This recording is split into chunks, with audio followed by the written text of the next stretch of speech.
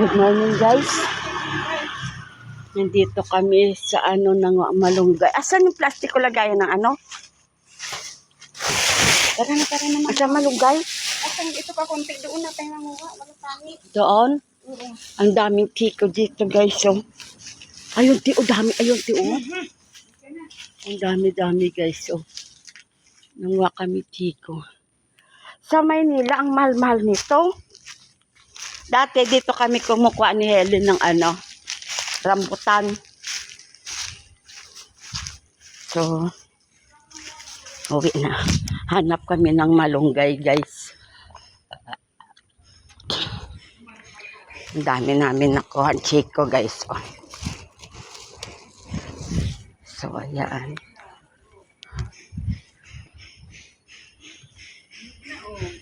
Kakalaglag, no?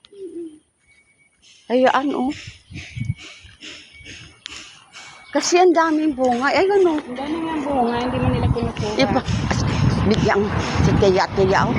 Kasi na si Marta. Oo. Kala ko si Tia. Nanguha kami ng... Kala ko nangihi ka ng plastic. Si Kristen?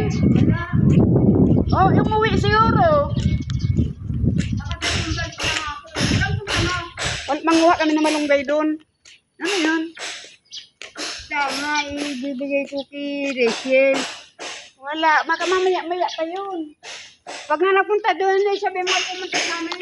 May napaayos siguro, kaya siguro kinuha na. May kumuha.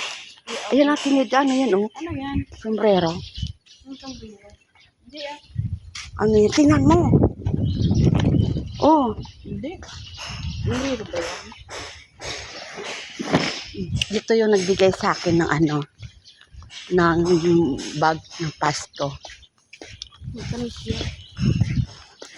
Dito nata si Junjun, no? Saan? Ayan ang motor niya, di ba? Matrabahan ko rin yan. Ha? Matrabahan ko rin. Baka gumagawa.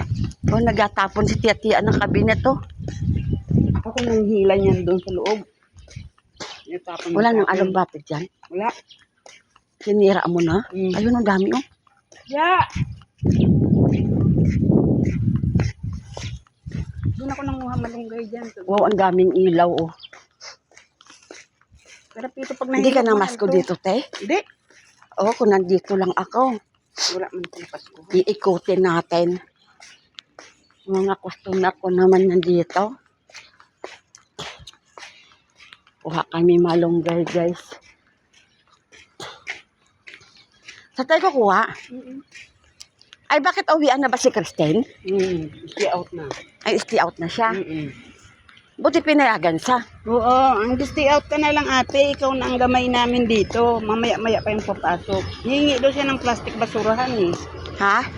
Marta, hingi daw ng basurahan, ng plastic. Basura na plastic? Bakit hindi siya bumili? Siguro, wala. Siguro nila. Ay, pinayagan na siya ni Rachel ma-stay out. Wala silang Kasi yung may nagpapahanap siya, taga-Samar. Oh. Padalang pamasahe 2,000.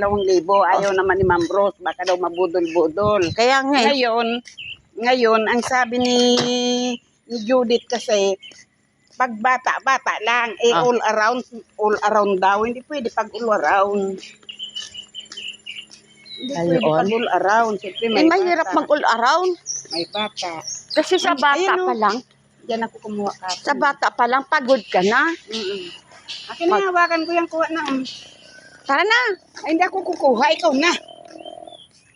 samahan mo ako. Sige na, dito lang ako. Pag bata lang. Kukuha kami ako ng malunggay, guys. Ay, bakit dinala ko pa yung aking So, ayan.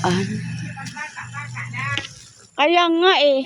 Sabi daw ni Richel, mag-stay out ka na lang ate. Pag nakaluto ka na, pwede ka na umuwi.